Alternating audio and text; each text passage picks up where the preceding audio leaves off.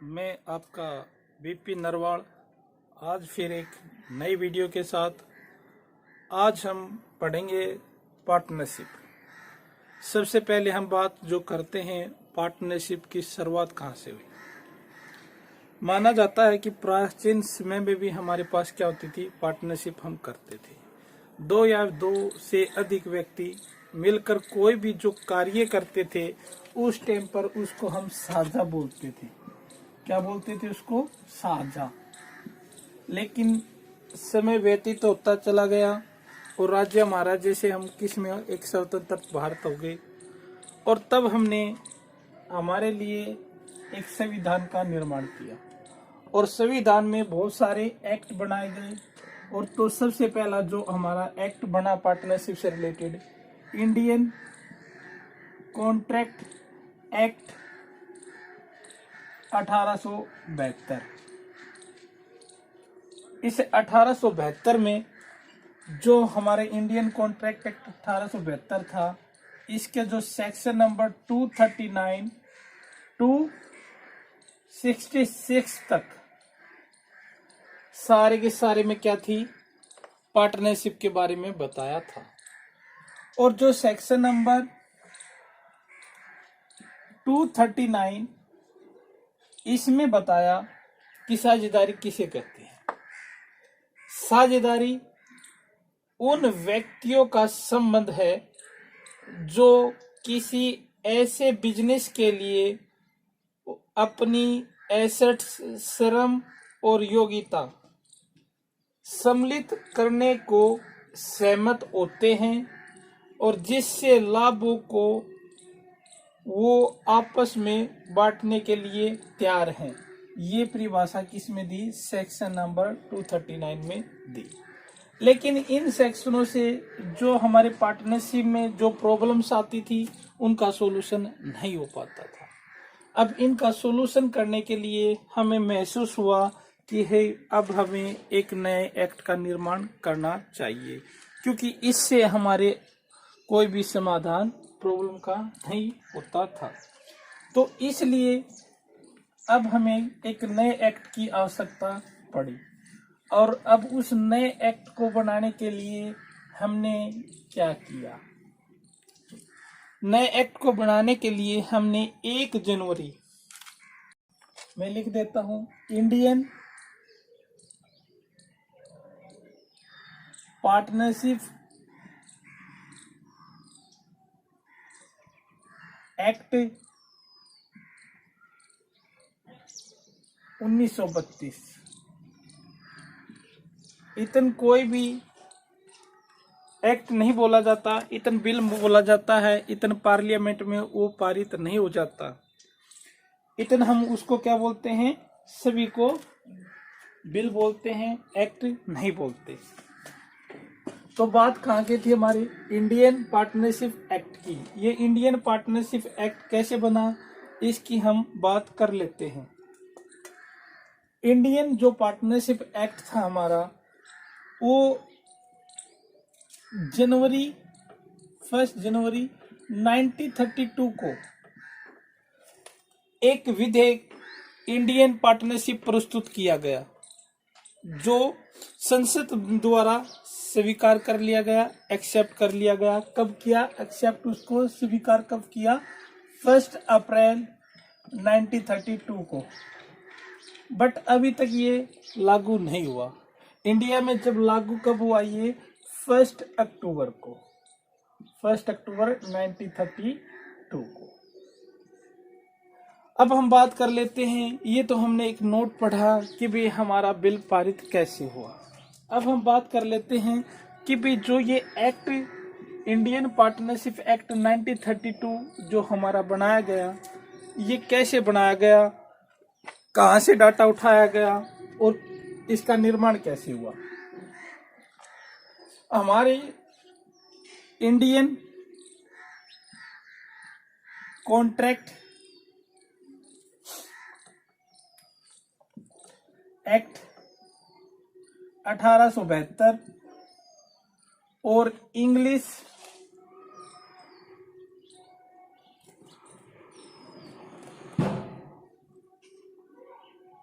Partnership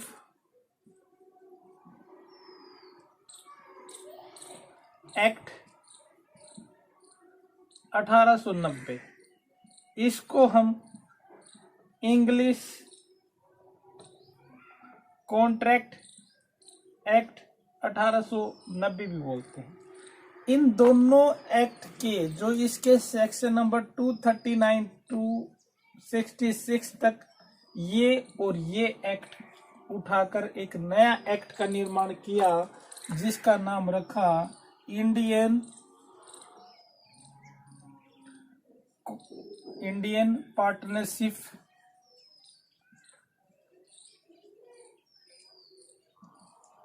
act 1932। और इस act में जो हमारे टोटल सेक्शन की बात करते हैं, टोटल 74 सेक्शन है। और चैप्टर की बात करें तो टोटल इसमें जो चैप्टरों की संख्या है वो 8 है। और शेड्यूल की बात करें तो इसमें टोटल 1 शेड्यूल है। ये तो हमारा हुआ कि इंडियन पार्टनरशिप एक्ट कैसे बना। अब हम बात करते हैं और इंडियन में जो पार्टनरशिप एक्ट 1932 है उसमें जो टोटल सेक्शन है वो कितने हैं, 74 हैं। और चैप्टर की बात करें तो 8 हैं और शेड्यूल की बात करें तो ओनली कितना है, 1 है। ये तो हमें पता चल गया कि भी इंडियन पार्टनरशिप एक्ट 1932 बना कैसे। लेकिन अगर हमने इंडियन पार्टनरशिप एक्ट को अच्छे से पढ़ना है तो इसको थोड़ा एक स्टोरी रूम में समझना होगा। इंडियन पार्टनरशिप एक्ट है जो एक स्टोरी है और उसको हम स्टोरी के रूम में ही पढ़ेंगे। आपको पता होगा कि स्टोरी में हमारे पास क्या क्या चीजें होती हैं, उसके ऊपर भी हम चर्चा करते हैं एक बार और इसको अच्छे से समझने की कोशिश करेंगे। तो सबसे पहले हम बात करते हैं किसकी, इंडियन पार्टनरशिप एक्ट में। अगर हम इंडियन पार्टनरशिप एक्ट 1932 को अगर अच्छे से पढ़े तो इसमें हमें 3 चीज़ों को ही पढ़ना पड़ता है, इससे अलावा कोई भी चीज़ हमें नहीं पढ़नी पड़ती। पहली चीज़ का नाम हम बता देते हैं आपको। सबसे पहले हमें पढ़ना पड़ता है पार्टनर। अब हमें ये पता होना चाहिए कि पार्टनर्स किसे कहते हैं, पार्टनर किसे कहते हैं। दूसरे पे हमें पढ़ना पड़ता है किसको, फर्म को, कि हमें फर्म किसे कहते हैं। और तीसरे नंबर पे जो हमें पढ़ना पड़ता है उसको हमें पढ़ना पड़ता है थर्ड पर्सन को, पर्सन्स। बस पूरी की पूरी पार्टनरशिप पढ़ लेंगे और हम तीन चीजों से अलावा कोई भी चीज के बारे में हम चर्चा नहीं करेंगे। तो हमें सबसे पहले हम बात करते हैं इन तीनों की और फिर आगे हम बात करते हैं। सबसे पहले मैंने लिखा कि पार्टनर्स किसे कहते हैं। पहले हम बात करते हैं पार्टनर की। जब एक व्यक्ति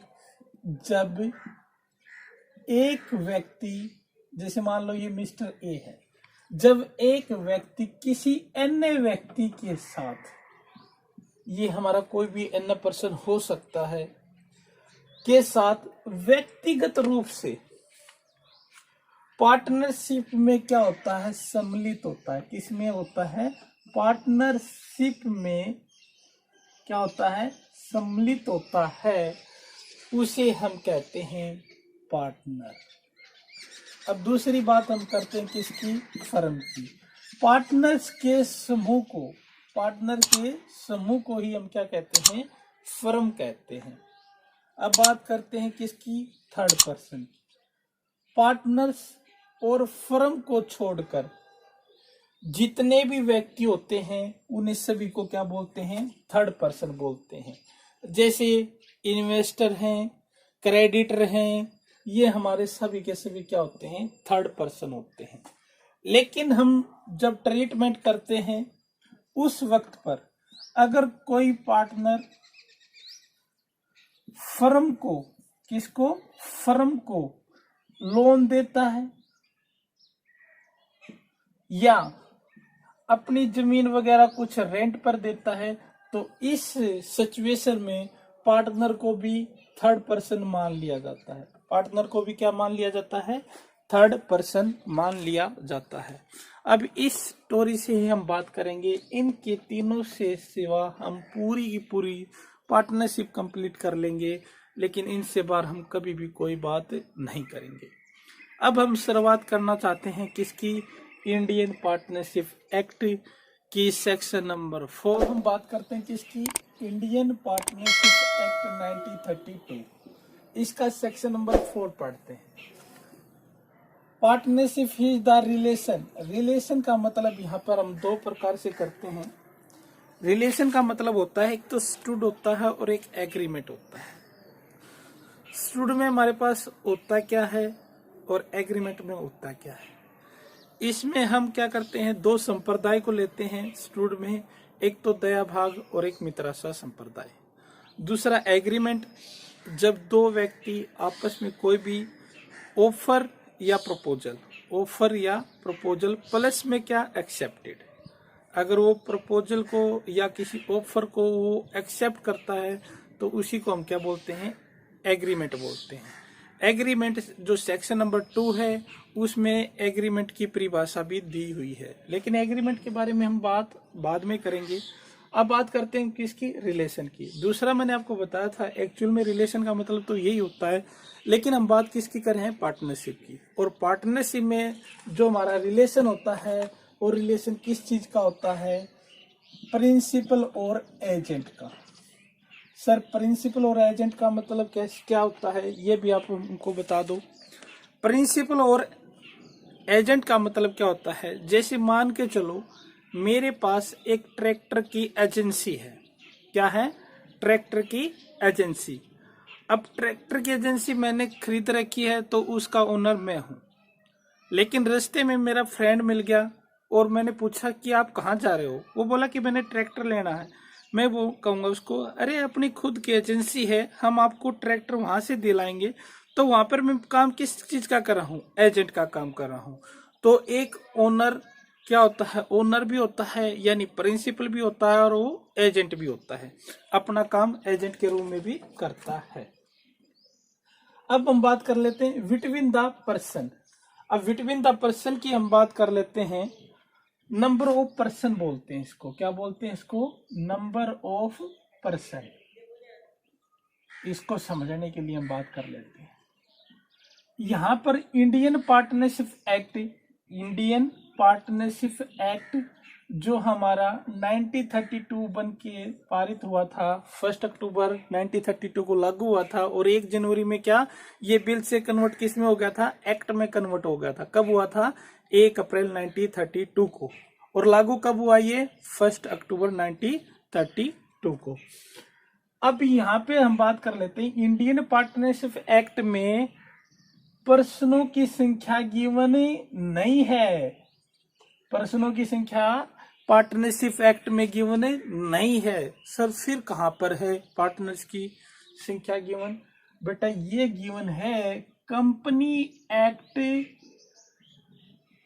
2013।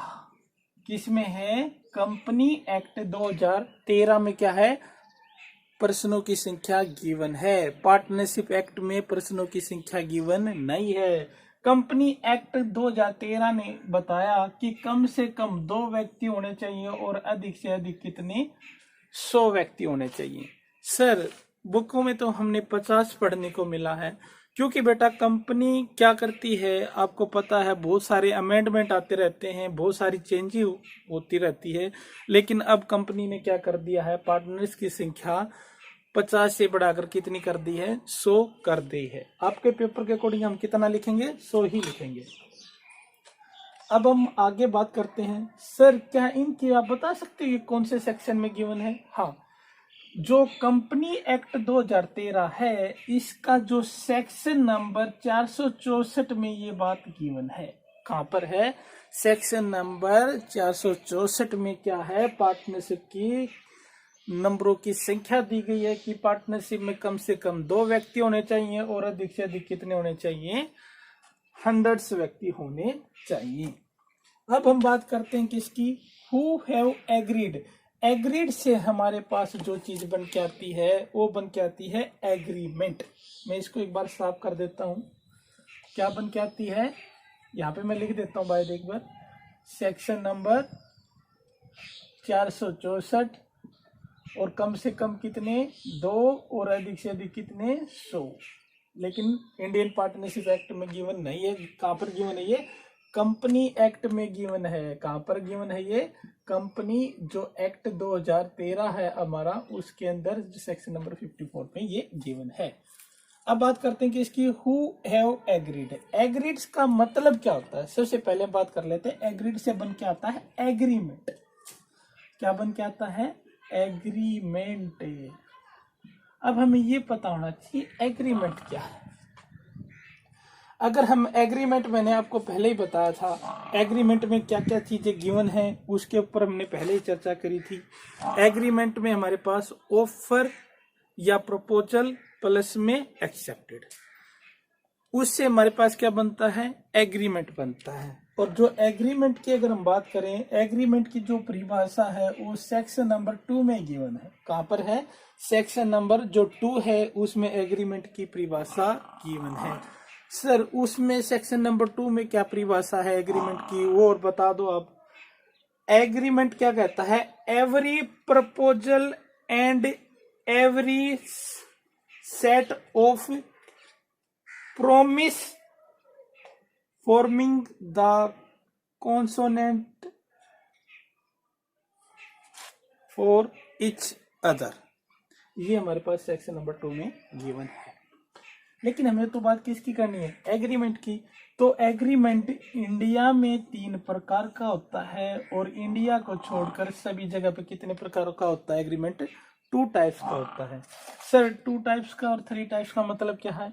पहला जो एग्रीमेंट होता है ओरल एग्रीमेंट, जो हम मुंह से आपस में बात करते हैं और हम कोई भी समझौता कर लेते हैं, उसे हम बोलते हैं ओरल एग्रीमेंट।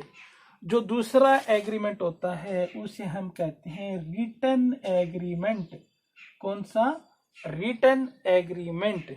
जो रिटन एग्रीमेंट होता है वो हम क्या करते हैं, आपस में जो लिखते हैं, और हम जब कोई भी एग्रीमेंट करते हैं उसे हम क्या कहते हैं, रिटन एग्रीमेंट बोलते हैं। और इंडिया में तो मैंने बताया था 3 प्रकार के होते हैं। इंडिया को छोड़कर सारी जगह पे कितने प्रकार के होते हैं एग्रीमेंट, 2 टाइप्स के होते हैं। लेकिन इंडिया में कितने प्रकार का, 3 टाइप। और तीसरा टाइप का होता है इम्प्लाइड। सर ये इम्प्लाइड एग्रीमेंट क्या होता है, जो हमारे इशारों में जो हम एग्रीमेंट कर लेते हैं। जैसे मान के चलो मैंने गोवाना जाना है, ठीक है, मैं बस में बैठता हूँ, पैसे देता हूँ और टिकट लेता हूँ, ठीक है। तो उसमें क्या हुआ, क्या हमने कोई बात करी, नहीं करी, लेकिन वो हमको क्या करता है, पैसे देते हैं हम और उससे क्या कर लेते हैं, टिकट ले लेते हैं। तो ये हमारे पास क्या है, सारा सारा इम्प्लाइड एग्रीमेंट है। बिना बोले, बिना चाले, बिना लिखे जो एग्रीमेंट हो जाता है उसे हम क्या कहते हैं, इम्प्लाइड एग्रीमेंट बोलते हैं। अब हम बात करते हैं, अपनी परिभाषा को दोबारा से पढ़ लेते हैं। पार्टनरशिप इज द रिलेशन हमें पता चल गया, प्रिंसिपल और एजेंट का रिलेशन होता है बिटवीन द पर्सनों की संख्या पार्टनरशिप एक्ट में गिवन नहीं है। कहां पर गिवन है, कंपनी एक्ट में गिवन है। हु हैव एग्रीड, एग्रीड से क्या बन के आता है, एग्रीमेंट। एग्रीमेंट हमारे पास कितने प्रकार का होता है, ओरल और रिटन एग्रीमेंट होता है। और इंडिया में कितने प्रकार का होता है, 3 टाइप्स का होता है और इम्प्लाइड होता है। टू द शेयर, शेयर का मतलब क्या होता है, जो फर्म को प्रॉफिट होगा वो पार्टनर्स आपस में क्या करेंगे, डिस्ट्रीब्यूशन करेंगे, आपस में बांट लेंगे। लेकिन पार्टनर के अलावा शेयर में हिस्सा और कोई भी ले सकता है, जिसका नाम है मैनेजर। इस शेयर को हम पार्टनर्स में भी बांटते हैं। अगर कोई मैनेजर क्या करता है, प्रॉफिट में हिस्सा लेता है, तो उसको भी शेयर में हिस्सा दिया जाएगा। द प्रॉफिट का मतलब होता है, मैं ये भी बता देता हूं, इसका मतलब होता है प्रॉफिट मोटिव। हमारे फर्म का जो उद्देश्य होता है वो क्या होता है, प्रॉफिट मोटिव होता है, कि हमारा उद्देश्य क्या होता है, अधिक से अधिक प्रॉफिट कमाना होता है, न कि लॉस बांटना। ठीक है, शेयरिंग का मतलब बता दिया था क्या, शेयरिंग प्रॉफिट रेशो। ठीक है, ऑफ ए बिजनेस। इस बिजनेस का मतलब क्या होता है, हम इसके ऊपर भी बात कर लेते हैं। इसे हम बोलते हैं लॉफुल बिजनेस। फुल बिजनेस, क्योंकि हमारा जो बिजनेस है वो क्या होना चाहिए, लॉफुल होना चाहिए, यानी लीगल बिजनेस होना चाहिए, इलीगल बिजनेस नहीं होना चाहिए। ठीक है, जैसे मान के चलो हम अफीम वगैरह बेचते हैं तो ये क्या है, इलीगल बिजनेस है, इसको हम एक्सेप्ट नहीं करता ये लो किसको एक्सेप्ट करता है, जो लीगल बिजनेस होते हैं, न कि इलीगल बिजनेस के बारे में। तो यहाँ पे ऑफ ए बिजनेस के बारे में ये बताया, carried by all or any one of them acting for all. इसका मतलब क्या है, इसका मतलब मैं आपको बता देता हूँ। इसका मतलब है mutual agency. Mutual agency, mutual agency का मतलब क्या है कि भी आप कोई भी पार्टनर फर्म को चलाने में भाग ले सकता है, डिसीजन ले सकता है, फर्म के अकाउंट्स को चेक कर सकता है, वो एक पार्टनर कुछ भी यहाँ पर कार्य कर सकता है। इसीलिए हम इसको, जैसे हमारे शरीर में रीढ़ की हड्डी होती है, उसी प्रकार से बिजनेस में ये रीढ़ की हड्डी का काम करता है, क्या, म्यूचुअल एजेंसी। ये थी हमारे क्या, इंडियन पार्टनरशिप 1932 सेक्शन नंबर 4 के अकॉर्डिंग पार्टनरशिप की परिभाषा। आपने परिभाषा पूछी जाती है तो ये परिभाषा लिखनी है, क्या लिखनी है, principal is the relation between the person who have agreed to share the profit of a business carried by all or any for action or all. ठीक है, मैंने आपको बताया था कि अगर हम उसके मीनिंग को अच्छे से पढ़ लेते हैं, मीनिंग को क्या करते हैं, अच्छे से पढ़ते हैं, डीपली पढ़ते हैं, तो हमें मीनिंग में से ही उसकी सारी की सारी फीचर्स का पता चल जाता है, सारी की सारी विशेषताओं का पता चल जाता है। देखो, मैंने आपको ओनली परिभाषा ही बताई थी और उस परिभाषा के साथ मैंने पूरी पहले से लिख दिया था फीचर्स। पहली फीचर से हमारे पास क्या है, रिलेशन। रिलेशन में मैंने बताया था क्या होता है, प्रिंसिपल और एजेंट का रिलेशन होता है। दूसरी हमारे पास नंबर ऑफ पर्सन, हमें बता दिया कि भाई नंबर ऑफ पर्सन कम से कम कितने होने चाहिए, 2 और अधिक से अधिक कितने, 100। कहाँ पे गिवन है ये, कंपनी एक्ट 2013 सेक्शन नंबर 464 में गिवन है। तीसरी जो फीचर्स है वो क्या है, एग्रीमेंट। एग्रीमेंट में हमारे पास क्या होता है, ओरल और रिटन एग्रीमेंट होता है। ठीक, आपकी बुक में ओनली ओरल और रिटन ही एग्रीमेंट मिलेंगे, इम्प्लाइड एग्रीमेंट नहीं मिलेगा। फिर उसके बाद हमारे पास शेयर। शेयर के बारे में मैंने आपको एक्सप्लेन कर दिया था कि भाई शेयर का मतलब क्या होता है, जो फर्म के प्रॉफिट होगा वो पार्टनर्स में डिस्ट्रीब्यूशन करेंगे और उस पार्टनर्स के अलावा मैनेजर को भी हिस्सा दिया जा सकता है। और फिर मैंने अगली विशेषता क्या बताई, प्रॉफिट मोटिव। हमारे बिजनेस का उद्देश्य क्या होता है, अधिक से अधिक प्रॉफिट कमाना होता है। ऑफ ये बिजनेस, बिजनेस का मतलब मैंने क्या बताया, हमारा बिजनेस कैसा होना चाहिए, लॉफुल बिजनेस होना चाहिए, न कि लीगल बिजनेस होना चाहिए, न कि इलीगल बिजनेस।